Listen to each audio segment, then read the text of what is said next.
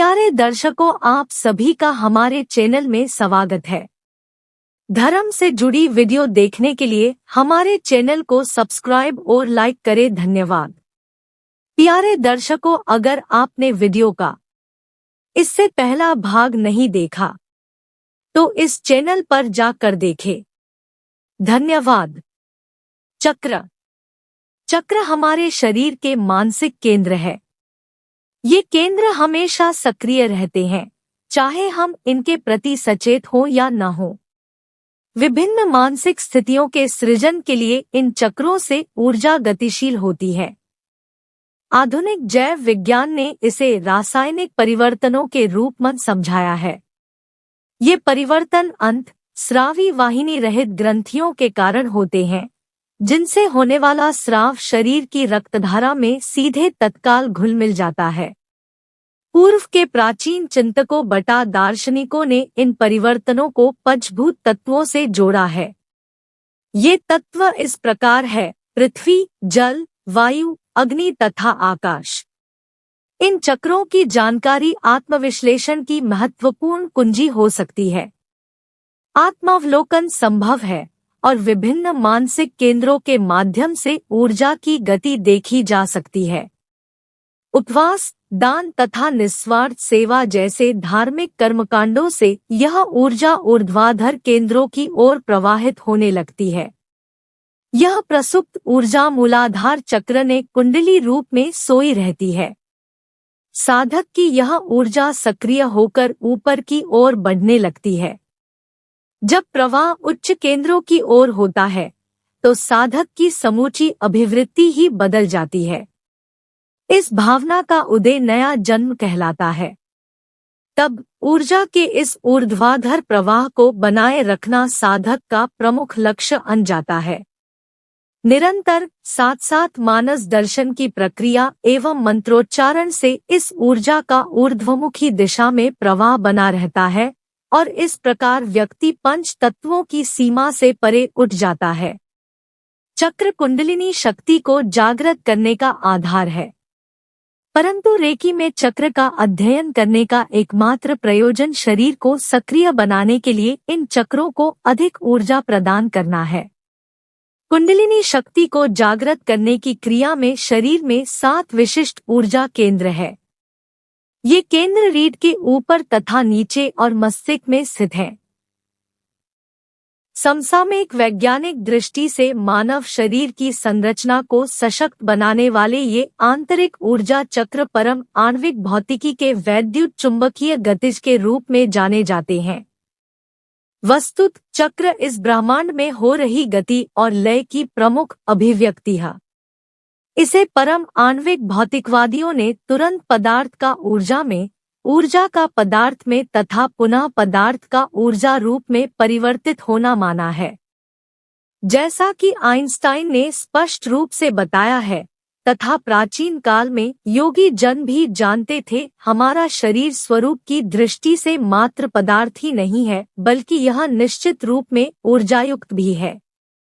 विज्ञान ने मानव शरीर में सक्रिय वैद्युत चुंबकीय जैव ऊर्जा के संबंध में पर्याप्त जानकारी हासिल की है, परंतु वैज्ञानिक यह स्वीकार करते हैं कि वे वास्तव में जीवन की उत्पत्ति की स्रोत शक्तियों को समझ नहीं पाए हैं। वैज्ञानिक उपकरण अभी तक सतत चल रहे पदार्थ और ऊर्जा के बीच संबंधों पर ही विचार कर पाए हैं। मूलाधार पहला चक्र है। यह हमारी पृथ्वी से जुड़ा है। रीढ़ की हड्डी के मूल में नाड़ियों का गुच्छा होता है। यह मूलाधार से जुड़ा होता है। यह गुच्छा जड़ों के समान दिखाई देता है। ये नाड़ियां रीढ़ की हड्डी तथा दोनों टांगों और नितंबों तक जाती है। हमारे शरीर में नाड़ी संस्थान की सबसे ज्यादा परिधि है। यह हमारे अंगूठे जितनी मोटी होती है। संक्रमी चक्र को छोड़ते हुए पेल्विस तक पहुंच जाती है। यहाँ से प्रत्येक टांग में फैलते हुए एड़ियों के नीचे तलों तक तथा अंगूठे तक जाती है। कुछ लोग इस मूलाधार चक्र को निचला बेकार ऊर्जा केंद्र मानते हैं। विशेष रूपस हाल के वर्षों में इस महत्व दिया जाने लगा है। इस प्रकार समूलाधार चंद सर्वाधिक प्रमुख स्तर पर धरती माँ से हमें जोड़ता है। यह मस्तिष्क में सहस्रार के बराबर है। स्वाधिष्ठान चक्र, इस चक्र का प्रमुख कार्य मुख्य सर्जनात्मक ऊर्जा को सृजन शक्ति में बदलना है। इसे हमारी स्नायु प्रणाली आध्यात्मिक ऊर्जा के उच्च स्पंदन में बदल देती है। मणिपुर या मणिपूरक चक्र, यह चक्र जटिल ऊर्जा का खूबसूरत केंद्र है। यह हमारी व्यक्तिगत क्षमता, संगठनात्मक शक्ति तथा भौतिक जगत में विचारों को कार्य में परिणत करने की योग्यता है। यह चक्र गुप्त शक्तियों को वातावरण तथा अन्य साथ जी रहे मनुष्यों के अनुकूल बनाता है। सकारात्मक दृष्टि से इस चक्र की शक्ति जीवन के आध्यात्मिक आयाम के साथ संपर्क स्थापित करने में प्रयुक्त की जाती है। चूंकि हम उच्चतर चक्र को जागृत अवस्था में ले आते हैं, इसलिए यहाँ हमारा जीवन पूर्ण रूप से विकसित हो जाता है। अनाहत चक्र, यह चक्र चमत्कारी गुणवत्ता से जुड़ा है। ऐसी गुणवत्ता जिसे हम प्रेम कहते हैं। यह आदर्श रूप में मानव ऊर्जा प्रणाली के सभी अन्य चक्रों की विशेषताओं का आधार है। यह चक्र मूल अर्थ में पदार्थ और आत्मा, ठोस तथा अमूर्त, ज्ञान और बुद्धिमत्ता, धरती और स्वर्ग के बीच अटूट संबंध पैदा करता है। यह केंद्र में निहित होता है तथा जब ऊपर एवं नीचे ऊर्जा संतुलित होती है, तब यह मानव शरीर में ब्रह्मांड की सर्जनात्मक शक्ति का सही मायनों में स्थल बन जाता है। विशुद्ध चक्र, यह अंतः वैयक्तिक संप्रेषण का चक्र है। इसके बिना एक व्यक्ति से दूसरे व्यक्ति तक विचारों का आदान प्रदान नहीं हो सकता तथा मानव सभ्यता की बात नहीं की जा सकती। संप्रेषण का मूल उपकरण कंठ जहाँ स्थित है, वहीं यह चक्र स्थित है। इस उत्कृष्ट अंग के माध्यम से हम श्वास नली से श्वास बाहर छोड़ते हैं और प्रवाहित हो रही वायु स्पंदन में बदल जाती है। इस प्रकार हम बाह्य जगत से संदेश प्राप्त करके जवाब देते हैं।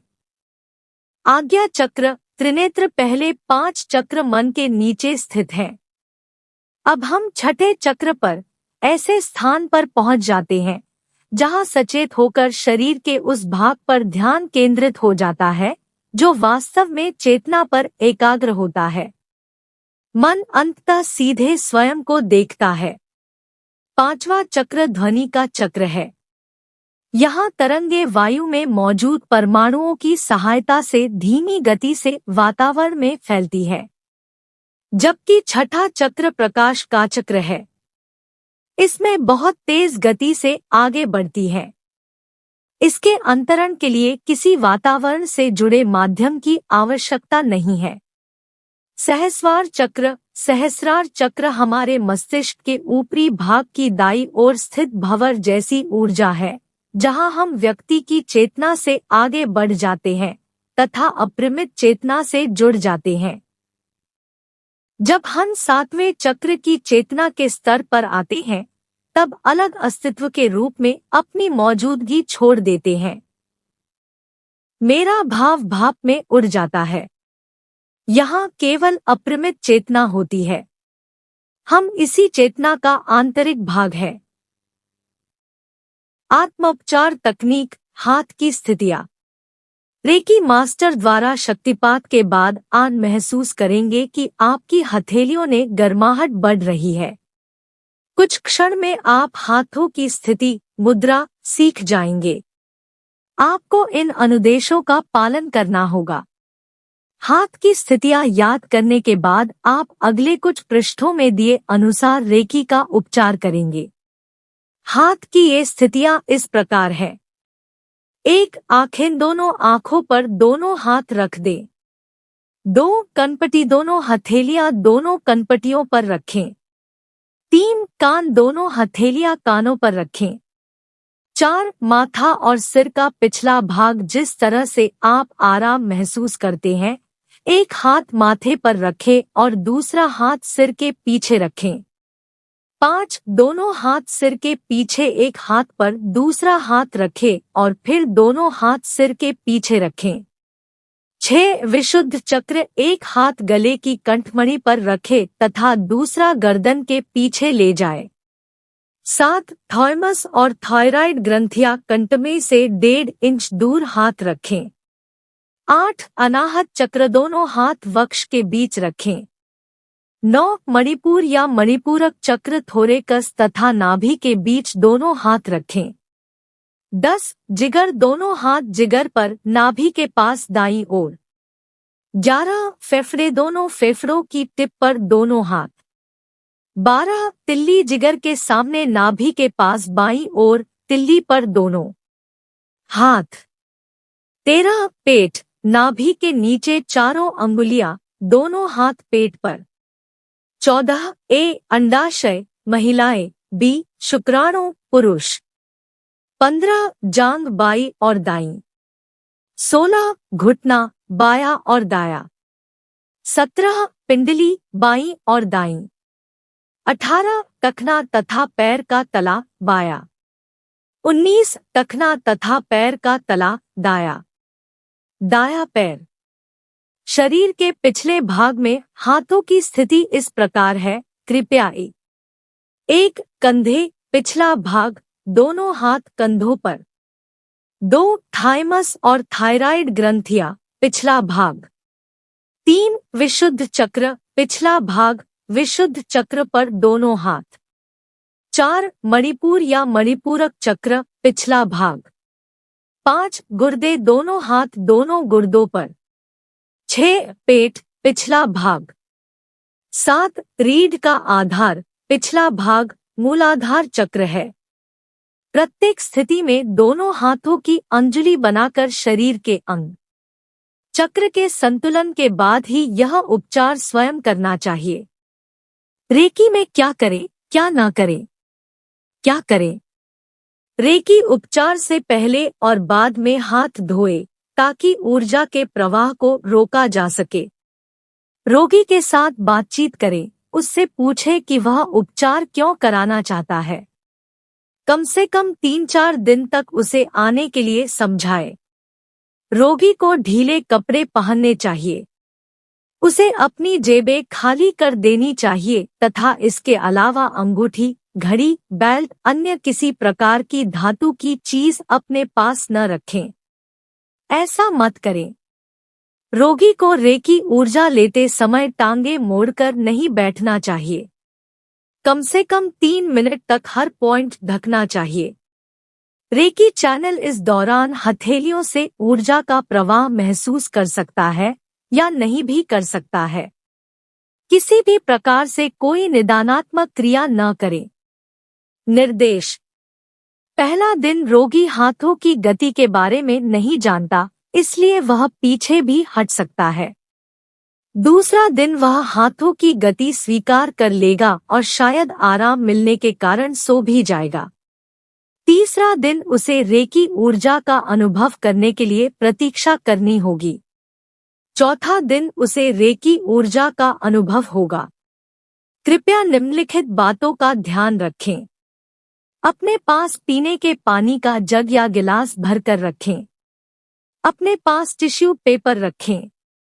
रोगी को समझाएं कि हम मात्र रेकी चैनल है और रोगी को उतनी ही ऊर्जा मिलेगी जितनी उसके शरीर को जरूरत है।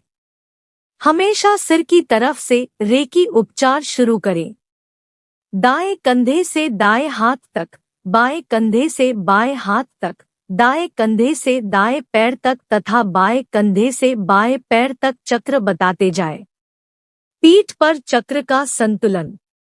रीढ़ के शीर्ष से पेट तक सहलाए, पीठ की ओर से थपथपाना, इसे प्रभा मंडल को एक समान बनाना भी कहा जाता है। अगला भाग देखने के लिए लाइक और सब्सक्राइब करें।